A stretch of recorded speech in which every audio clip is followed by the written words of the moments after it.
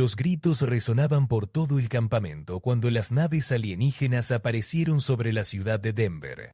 Marcus Johnson corrió hacia el búnker subterráneo mientras las explosiones sacudían el suelo bajo sus pies. El aire se llenó de humo y el olor metálico de la destrucción. Las criaturas descendieron del cielo como una plaga de insectos gigantes, sus exoesqueletos brillando bajo la luz de las explosiones. Linda Parker empujó a su hermana menor hacia el refugio mientras las estructuras se desplomaban a su alrededor. Los alienígenas no habían venido a negociar o a establecer contacto diplomático. Habían venido a conquistar. Sus armas de energía convertían todo a su paso en cenizas, y sus soldados marchaban en formaciones perfectas por las calles destruidas. En menos de 3 horas, la resistencia humana había colapsado. Los militares más poderosos del mundo cayeron ante la tecnología superior de los invasores. Las ciudades se rindieron una tras otra, y los gobiernos se desintegraron como castillos de arena. Fran Morrison observó desde su escondite cómo los alienígenas separaban a los humanos en grupos. Los más fuertes fueron marcados con dispositivos metálicos en sus brazos. Los débiles y ancianos simplemente desaparecieron. Nadie preguntó qué les había pasado. El mensaje era claro. Los humanos ahora eran propiedad de una especie superior. La reina alienígena estableció su trono en lo que antes había sido la Casa Blanca. Su forma era imponente, con 6 brazos que terminaban en garras afiladas y ojos que brillaban como carbones encendidos. Su voz resonaba telepáticamente en las mentes de todos los humanos cuando habló por primera vez. Los llamó esclavos. Dijo que la humanidad ahora serviría a su imperio, que se extendía por 1000 mundos conquistados. Los humanos trabajarían en las minas, construirían sus ciudades y alimentarían a sus ejércitos. Cualquier acto de resistencia sería castigado con la eliminación completa. Carl Robinson fue uno de los primeros en ser enviado a las minas de titanio en las montañas de Colorado. Las condiciones eran brutales. Los humanos trabajaban 18 horas al día con herramientas primitivas, mientras los guardias alienígenas los vigilaban con armas de plasma. La comida era escasa y el agua estaba racionada, pero algo extraño comenzó a suceder en las minas. Los humanos, acostumbrados a la supervivencia en condiciones extremas, empezaron a adaptarse más rápido de lo que sus captores esperaban. Bobby Martínez descubrió que podía modificar las herramientas para que fueran más eficientes. Kelly Adams aprendió a identificar las debilidades en la armadura alienígena observando a los guardias.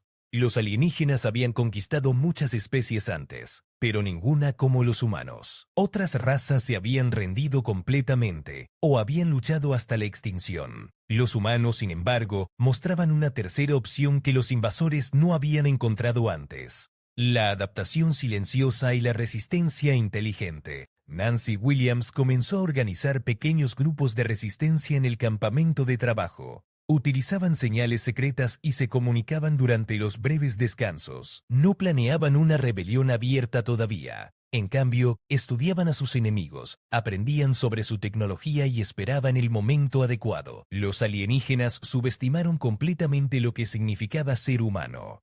Habían visto la caída de los gobiernos terrestres y asumieron que la especie completa era débil. No entendieron que los humanos habían sobrevivido eras glaciales, pandemias y guerras mundiales no por su tecnología superior, sino por su capacidad innata de encontrar formas de sobrevivir cuando parecía imposible. La reina alienígena revisaba los informes de producción con satisfacción, creyendo que había agregado otra especie esclava exitosa a su imperio. No sabía que en las profundidades de las minas y campamentos de trabajo los humanos estaban forjando algo que cambiaría el curso de la guerra por completo. Parte 2. Los meses pasaron lentamente en los campos de trabajo alienígenas. Danny Torres había perdido 20 kilos, pero su mente nunca había estado más aguda. Trabajaba en las fábricas de armamento, donde los humanos eran forzados a ensamblar las armas que sus captores usarían para conquistar otros mundos. Cada día observaba los componentes, memorizaba los diseños y estudiaba la tecnología que había esclavizado a su especie. Rita Collins trabajaba en las instalaciones de comunicaciones limpiando los equipos bajo la vigilancia constante de los guardias alienígenas. Los invasores la consideraban demasiado insignificante para representar una amenaza. No sabían que Rita había sido ingeniera de sistemas antes de la invasión, y que cada día de trabajo le daba más información sobre las redes de comunicación del imperio alienígena. En los campamentos mineros, una red de resistencia silenciosa había comenzado a tomar forma. Steve Adams había establecido un sistema de señales usando golpes en las paredes de las minas. Los mensajes viajaban por kilómetros de túneles, conectando a grupos de trabajadores que nunca se habían visto en persona. La información fluía lentamente pero de manera constante. Ubicaciones de arsenales, horarios de patrullas, puntos débiles en las defensas. La comida escasa había obligado a los humanos a volverse creativos. Helen Baker descubrió que ciertos minerales extraídos de las minas podían ser procesados en compuestos químicos básicos. No era suficiente para crear explosivos todavía, pero era un comienzo. Cada pequeño descubrimiento era compartido a través de la red de resistencia. Los alienígenas habían implementado un sistema de castigos severos para mantener el control. Cualquier humano sorprendido comunicándose fuera de las horas de trabajo era ejecutado públicamente. Las cuotas de producción aumentaban constantemente, y aquellos que no las cumplían desaparecían durante la noche. Sin embargo, estos métodos brutales solo fortalecían la determinación humana. Victor Hughes había sido soldado antes de la invasión. Ahora trabajaba cargando suministros en los hangares donde se almacenaban las naves alienígenas. Durante semanas había estudiado los patrones de vuelo, los protocolos de seguridad y las rutinas de mantenimiento. Lentamente comenzó a identificar vulnerabilidades en la flota invasora que podrían ser explotadas. La reina alienígena recibía informes regulares sobre la productividad de sus esclavos humanos. Los números eran impresionantes. Los humanos trabajaban más duro que cualquier otra especie conquistada, y la producción de armamento había aumentado un 30% desde el inicio de la ocupación. Sus consejeros le aseguraban que los humanos habían aceptado su destino como esclavos permanentes. Pero en las profundidades de las instalaciones industriales, algo diferente estaba ocurriendo. Maya Rodríguez había logrado acceso limitado a los archivos técnicos mientras realizaba tareas de mantenimiento en las computadoras alienígenas. Descubrió que las armas alienígenas dependían de una frecuencia específica de energía para funcionar correctamente. Si esa frecuencia pudiera ser interrumpida, las armas se volverían inútiles. Los humanos comenzaron a desarrollar un plan que era audaz hasta el punto de parecer imposible. No intentarían escapar o esconderse. En cambio, usarían el propio sistema de producción alienígena contra ellos. Cada arma que construían, cada componente que ensamblaban, cada sistema que mantenían, se convertiría en una herramienta de liberación. Gary Thompson, trabajando en las plantas de energía, descubrió que los reactores alienígenas tenían un punto de falla crítico. Si las frecuencias de energía fueran alteradas en el momento correcto, los reactores no explotarían pero sí se sobrecargarían, causando fallos en cascada a través de toda la red de poder del campamento. La resistencia creció, pero no como una rebelión tradicional. Los humanos no formaron células terroristas o grupos de guerrilleros. En cambio, cada trabajador se convirtió en un saboteador silencioso, introduciendo pequeñas modificaciones en su trabajo diario, que eventualmente se combinarían en un plan maestro de liberación. Los alienígenas habían conquistado especies más avanzadas tecnológicamente, razas con armas más poderosas y civilizaciones con mayor conocimiento, ciencia, pero nunca habían enfrentado una especie que pudiera convertir la esclavitud misma en un arma. Los humanos no solo estaban sobreviviendo, se estaban preparando para demostrar por qué su planeta había desarrollado tantas formas diferentes de vida a lo largo de millones de años. La revolución que se avecinaba no sería anunciada con gritos de guerra o proclamas de libertad. Comenzaría con el simple acto de presionar un interruptor y ver cómo el imperio que había esclavizado a la humanidad comenzaba a desmoronarse desde adentro. Astro 3 The first sign of trouble came during the night shift at Processing Facility 7. Jake Morrison had been working the energy distribution panels for 3 months, long enough to understand exactly how power flowed through the alien infrastructure. When the moment came, his hands moved with practiced precision across the control interface. A simple sequence of adjustments made to look like routine maintenance calibrations sent cascading frequency disruptions through the facility's primary systems. Within minutes, the weapon assembly lines ground to a halt as energy fluctuations rendered the manufacturing equipment inoperable. Emergency lighting flickered throughout the complex as backup systems struggled to compensate for the deliberate overloads Morrison had introduced into the grid. The alien supervisors rushed to diagnose what they assumed was a technical malfunction, unaware that identical scenarios were unfolding simultaneously across dozens of facilities worldwide. Christina Walsh had spent months studying the communication protocols used by their captors while performing seemingly mundane data entry tasks. Her position gave her access to the alien network infrastructure, and she had carefully mapped every node, relay, and backup system.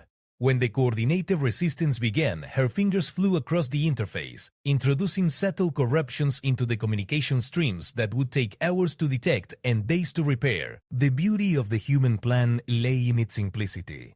Rather than attempting a dramatic frontal assault that would certainly fail, they had chosen to weaponize their intimate knowledge of the alien systems they had been forced to maintain. Every human worker had become an expert in some aspect of their captor's technology, and now that expertise would be turned against them. Roger Evans, stationed at the central hub for the mining operations, initiated his part of the plan with calculated precision. The explosives he had crafted from refined minerals weren't powerful enough to cause massive destruction, but they were perfectly designed to sever key power conduits at critical junction points. As the charges detonated deep within the mounting facility, entire sections of the mining operation lost power and communication simultaneously. The alien response was swift but confused. Guards rushed between facilities as alerts blared across the occupied territories. However, their sophisticated technology, which had made them masters of countless worlds, now worked against them. Their integrated systems meant that disruptions in one area cascaded into problems everywhere else. The very efficiency that made their empire possible had become a vulnerability that humans were exploiting with ruthless effectiveness. Barbara Cheng had been assigned to maintain the atmospheric processing systems that kept the alien facilities habitable for both species. Her sabotage was partículas insidious, introducing microscopic particulates into the air filtration systems. They wouldn't harm humans, but would gradually degrade the sensitive respiratory organs of the alien guards. It wasn't lethal, but it would progressively weaken them over the coming hours. The resistance network that had taken months to establish activated like a living organism. Information flowed through the hidden communication channels as different groups coordinated their actions with timing that impressed even the participants. Years of human history had taught them that successful revolutions required not just courage but precise coordination and careful planning. Amanda Foster watched from her position in the vehicle maintenance bay as alien transport craft began experiencing systematic failures. The modifications she had made to their propulsion systems over the past weeks were finally manifesting. Engines sputtered and failed, as the carefully introduced incompatibilities between different system components created mechanical conflicts that rendered the vehicles useless. The alien command structure, accustomed to absolute control and immediate communication with all their facilities, found themselves increasingly isolated as human sabotage severed their ability to coordinate responses. Individual facility commanders made decisions without knowing what was happening elsewhere, often implementing countermeasures that played directly into the human strategy.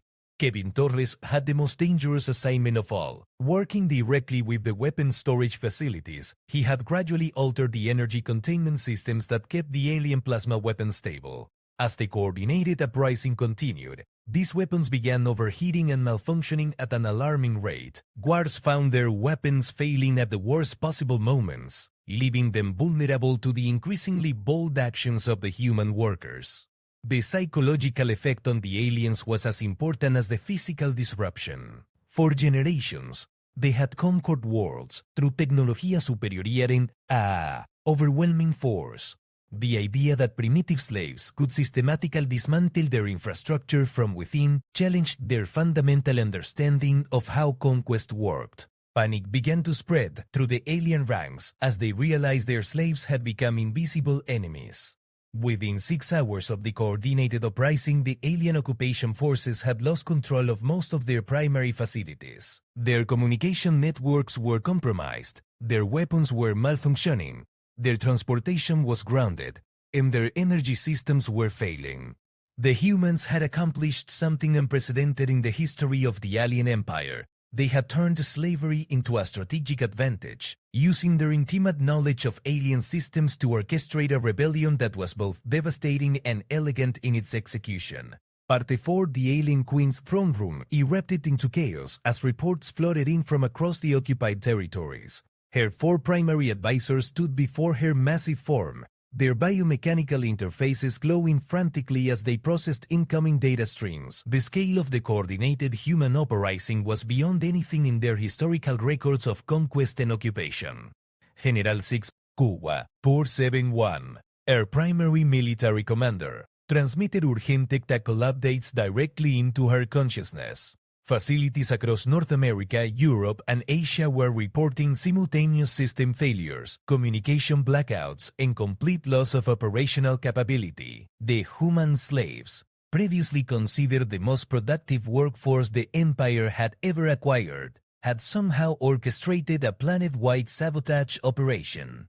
Lisa Rodriguez crouched behind industrial machinery in Manufacturing Complex 12 as alien guards rushed past her position. The emergency lighting cast strange shadows throughout the facility, and the constant blaring of alarms created perfect cover for the next phase of human operations. She activated the improvised communication device she had built from scavenged components, sending coded signals to resistance cells throughout the complex. The message was simple but crucial. The alien weapon systems were vulnerable for the next 47 minutes before automatic repair protocols would restore basic functionality. This was the window the humans had calculated they would need to transition from sabotage to direct action. Every resistance cell had prepared for this moment, stockpiling improvised weapons and identifying strategic targets within their assigned facilities. Tony Mitchell led a group of 12 humans through the darkened corridors of the command center. Their years of forced labor had given them intimate knowledge of every passage, every security checkpoint, and every weak point in the facility's design. The aliens had always viewed them as invisible servants, never imagining that their constant presence meant they understood the facility better than their captors did. The alien guards, equipped with malfunctioning weapons and cut off from their command structure, found themselves facing opponents who knew exactly where they were vulnerable. Humans emerged from service tunnels, storage areas, and maintenance shafts, using their knowledge of the facility layout to outmaneuver confused alien forces. The psychological tables had turned completely. Sandra Martinez had spent months learning to operate the facility's manufacturing equipment. Now she turned that expertise toward a different purpose, reprogramming the automated systems to produce crude but effective weapons instead of alien technology. The same machines that had been used to build the tools of human oppression. The Queen received a direct neural transmission from her scientific advisor Probetit Cluster. The analysis was disturbing. The humans hadn't simply organized a desperate uprising. They had systematically studied alien technology for months, identified critical vulnerabilities, and executed a coordinated attack that demonstrates sophisticated understanding of integrated technological systems. This wasn't the behavior of primitive slaves, it was strategic warfare conducted by an intelligent species. Miguel Santos found himself face-to-face with an alien guard whose plasma weapon had completely failed. The creature's 6 eyes reflected confusion and fear as it realized its technological advantage had evaporated. Santos had trained for this moment, studying alien physiology and combat patterns during his months of captivity. The confrontation lasted only seconds, but it represented something unprecedented. A human defeating an alien soldier in direct combat. News of individual human victories spread rapidly through the resistance network. Facilities that had seemed impregnable just hours before were falling under human control as coordinated groups overwhelmed their confused captors. The aliens' reliance on their technological superiority had made them complacent about basic combat tactics. Rachel Thompson coordinated the assault on the central power distribution hub for her sector. The team of engineers she led understood exactly how to shut down the facility permanently while avoiding the automated self-destruct systems the aliens had installed. Their success would cut power to 6 major installations simultaneously, expanding the zone of human control exponentially. The Queen's rage transmitted through the neural network connecting all alien forces on Earth. Her thoughts burned with fury as she realized the magnitude of her miscalculation. The humans had used their enslavement as an opportunity to study and understand alien technology better than many species who had developed it independently. She ordered immediate execution of all human prisoners, but the command never reached most facilities due to the communication network failures. Brian Murphy had led the operation to capture the vehicle depot for his region. With alien transportation systems compromised by months of sabotage, his team now controlled dozens of functional aircraft and ground vehicles. The mobility advantage was shifting rapidly toward the humans, who could now coordinate operations across much larger distances than their captors, individual alien commanders. Isolated from their chain of command, and watching their technological advantages disappear one by one, began making desperate decisions.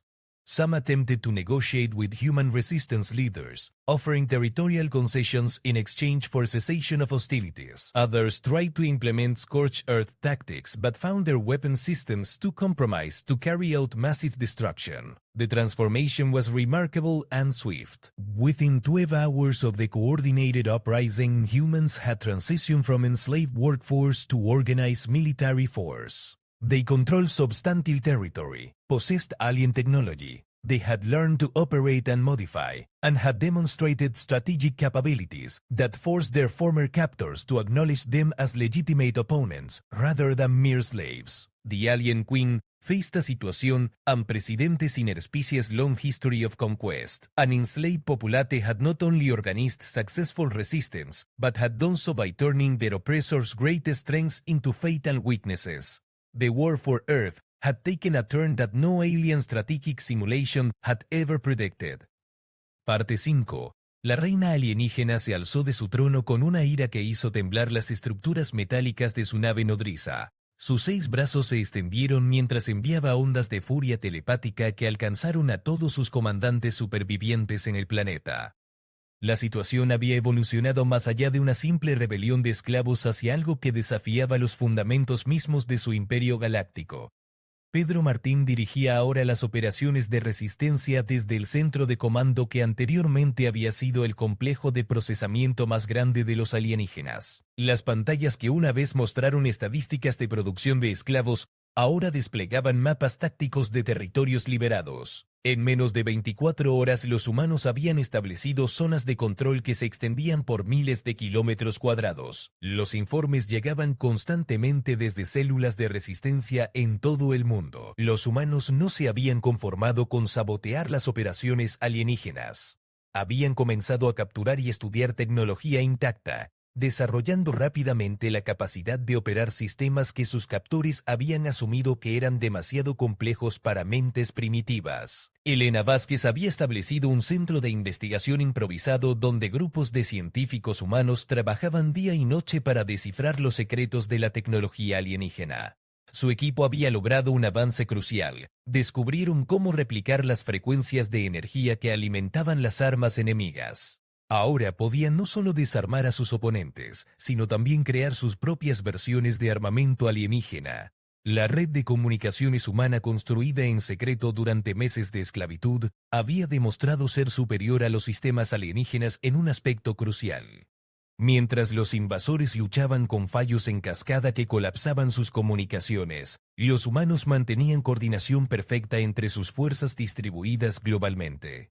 Carlos Jiménez comandaba una flota improvisada de vehículos alienígenas capturados, que patrullaban los territorios liberados. Sus pilotos habían aprendido a operar las naves enemigas estudiando a sus captores durante los meses de esclavitud.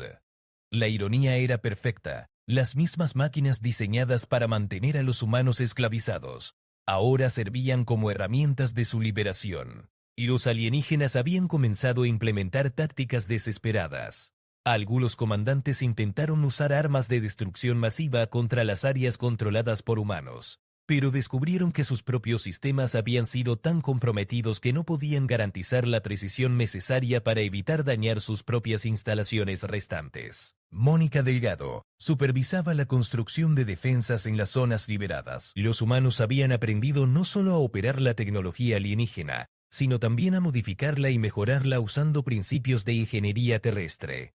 Las fortificaciones que emergían combinaban lo mejor de ambos mundos tecnológicos, creando defensas que eran superiores a cualquier cosa que los alienígenas habían enfrentado. La reina comenzó a recibir informes inquietantes desde otros sectores de su imperio. Las noticias de la resistencia humana se estaban extendiendo a especies esclavizadas en sistemas estelares distantes. Algunas poblaciones conquistadas habían comenzado a estudiar las tácticas humanas, planteando la posibilidad de rebeliones coordinadas a través de múltiples mundos. Antonio López había establecido academias de combate improvisadas donde esclavos enseñaban a otros humanos cómo luchar efectivamente contra soldados alienígenas. Las técnicas desarrolladas combinaban conocimiento anatómico alienígena con tácticas de combate humanas, creando métodos de lucha que sus enemigos no podían predecir o contrarrestar fácilmente. Los sistemas de fabricación capturados comenzaron a producir equipamiento militar diseñado específicamente para humanos. Las armas y armaduras resultantes incorporaban las mejores características de la tecnología alienígena, y mantenían interfaces y ergonomía adaptadas para la fisiología humana. La capacidad de producción militar humana creció exponencialmente. Isabela Torres coordinaba operaciones de inteligencia que habían penetrado profundamente en las redes de información alienígenas. Su equipo había decodificado suficientes protocolos de comunicación para interceptar y analizar las comunicaciones enemigas en tiempo real. Los humanos ahora sabían más sobre los movimientos alienígenas que muchos de los propios comandantes invasores.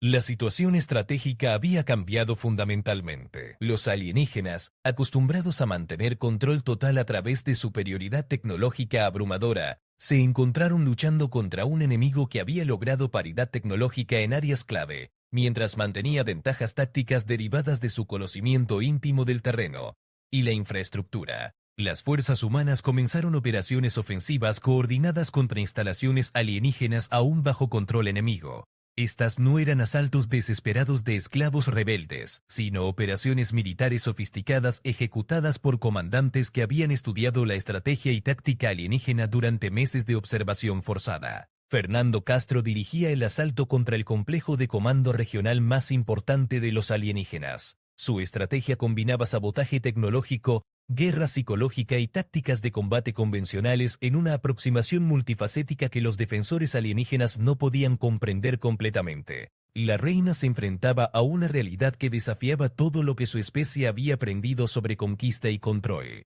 Una especie aparentemente primitiva había convertido su propia esclavitud en la base para una resistencia que amenazaba no solo su control sobre la Tierra, sino potencialmente la estabilidad de todo su imperio galáctico. Parte 6 y la contraofensiva de la reina alienígena comenzó con una demostración de poder que pretendía aterrorizar a los humanos hasta la sumisión. Su nave nodriza descendió desde la órbita terrestre, proyectando sombras masivas sobre las ciudades liberadas mientras cañones de plasma del tamaño de edificios se preparaban para reducir las posiciones humanas a cenizas radiactivas. Pero los humanos ya no eran los esclavos indefensos que había subestimado durante meses. Captain Rodríguez había coordinado la respuesta humana desde el búnker de comando principal, una instalación que anteriormente había servido como centro de procesamiento de esclavos, y ahora funcionaba como el corazón neurálgico de las operaciones de resistencia global. Las pantallas mostraban miles de puntos de luz representando células de resistencia activas en todos los continentes, cada una preparada para implementar la fase final del plan de liberación humana. Los alienígenas habían cometido un error fatal al traer su nave nodriza tan cerca de la superficie terrestre. Durante meses los trabajadores humanos habían estudiado cada componente, cada sistema y cada punto vulnerable de la tecnología invasora. Ahora poseían algo que ninguna especie conquistada había tenido antes: conocimiento completo de cómo destruir la tecnología que los había esclavizado. María González activó la red de emisores de frecuencia que su equipo había construido usando componentes alienígenas robados y modificados. Estas antenas, distribuidas estratégicamente por todo el territorio liberado, comenzaron a transmitir patrones de interferencia, específicamente calibrados para disrumpir los sistemas de navegación y control de la nave nodriza. La tecnología alienígena, tan avanzada y sofisticada, se volvió vulnerable cuando fue utilizada contra sus propios creadores. La nave nodriza comenzó a experimentar fallos sistémicos cascadas mientras los sistemas de soporte vital navegación y armamento, luchaban contra las interferencias de frecuencia que los humanos habían aprendido a generar con precisión letal. Los cañones de plasma que habían amenazado con destruir ciudades enteras comenzaron a sobrecalentarse y fallar, creando explosiones internas que sacudieron la estructura masiva de la nave. Diego Herrera comandaba escuadrones de cazas alienígenas capturados, que se alzaron para interceptar las naves de escape que intentaban huir de la nave nodriza condenada. Los pilotos humanos, entrenados en simuladores construidos a partir de tecnología capturada, volaban las naves enemigas con una habilidad que superaba a muchos de los propios pilotos alienígenas. La ironía de la situación no se perdía en ninguno de los participantes. Los sistemas defensivos de la nave nodriza, diseñados para proteger contra ataques externos convencionales, se encontraron completamente inadecuados para contrarrestar sabotaje interno coordinado con precisión quirúrgica. Los humanos habían identificado cada punto crítico de falla y los habían atacado simultáneamente, creando una cascada de daños que la nave no podía reparar lo suficientemente rápido.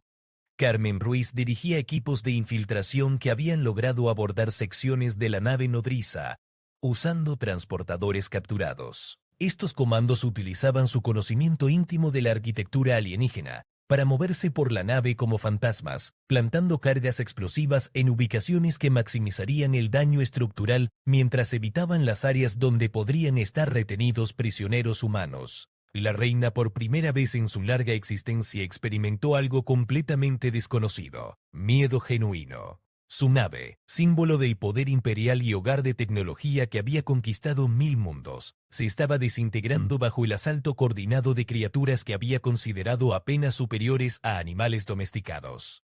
Sus consejeros transmitían informes de pánico mientras sistema tras sistema fallaba bajo el sabotaje humano. Los reactores principales de la nave nodriza entraron en secuencia de emergencia mientras los ingenieros humanos ejecutaban el golpe final de su plan. Habían estudiado los diseños de los reactores durante meses, identificando exactamente cómo provocar una sobrecarga controlada que deshabilitaría la nave sin crear una explosión que pudiera dañar las ciudades terrestres debajo. Alejandro Morales supervisaba la evacuación de prisioneros humanos de la nave nodriza, mientras los sistemas colapsaban a su alrededor. Los equipos de rescate se movían con precisión militar, utilizando mapas detallados de la nave que habían construido durante su tiempo como trabajadores forzados. Cada prisionero liberado representaba no solo una vida salvada, sino también un testimonio viviente de la brutalidad alienígena. Las comunicaciones interceptadas revelaron el alcance de la desesperación alienígena. Comandantes en todo el sistema solar estaban solicitando refuerzos urgentes mientras informaban la pérdida de control sobre instalaciones que habían considerado completamente seguras. El imperio que había parecido invencible estaba revelando grietas fundamentales bajo la presión de una resistencia que había convertido la esclavitud en educación militar. Patricia Jiménez coordinaba ataques simultáneos contra instalaciones alienígenas en la Luna y Marte, donde colonias de trabajadores humanos habían implementado planes de sabotaje similares. La resistencia terrestre había inspirado rebeliones en todo el sistema solar, creando una crisis que se extendía mucho más allá de lo que la reina había imaginado posible. Los escudos defensivos de la nave nodriza comenzaron a fallar sección por sección, mientras los generadores de energía luchaban contra sobrecargas diseñadas por ingenieros humanos que entendían los sistemas mejor que muchos de los técnicos alienígenas que los habían construido. La nave, antes símbolo de dominación absoluta, se había convertido en una demostración dramática de la vulnerabilidad de la tecnología, cuando es comprendida completamente por aquellos que buscan destruirla. Roberto Silva dirigió el asalto final contra el puente de comando de la nave nodriza, donde la reina alienígena se preparaba para su último acto de resistencia. Los humanos que habían sido esclavos esa misma mañana, ahora avanzaban como soldados entrenados hacia el corazón del poder imperial, armados con armas alienígenas y protegidos por armaduras que habían modificado para superar las defensas que sus captores habían considerado impenetrables. Parte 7, the massive doors to the Queen's throne chamber exploded inward as Roberto Silva and his assault team breached the final defensive line. The alien monarch rose from her crystalline command chair, her 6 arms extending as biomechanical weapons deployed from hidden recesses in her exoskeleton. Her telepathic voice resonated with rage and disbelief as she faced the humans who had systematically dismantled her empire from within. The throne room itself was a marvel of alien architecture, with walls that pulsed with organic light and control surfaces that responded to the Queen's neural commands. But the humans had spent months studying this technology while cleaning and maintaining these very systems as slaves. They knew exactly which surfaces controlled life support, which panels managed the ship's weapons, and which interfaces could shut down the Queen's technological advantages. Lisa Tang moved with practiced precision to disable the Queen's command interface while her teammates established defensive positions throughout the chamber. The months of forced labor had taught every human in the assault team exactly how these alien systems functioned. They dismantled the Queen's technological supremacy with the same efficiency they had once used to maintain it. The Queen's biomechanical weapons discharged streams of plasma energy that had incinerated countless enemies across her galactic empire, but the humans had modified their captured alien armor specifically to counter these attacks.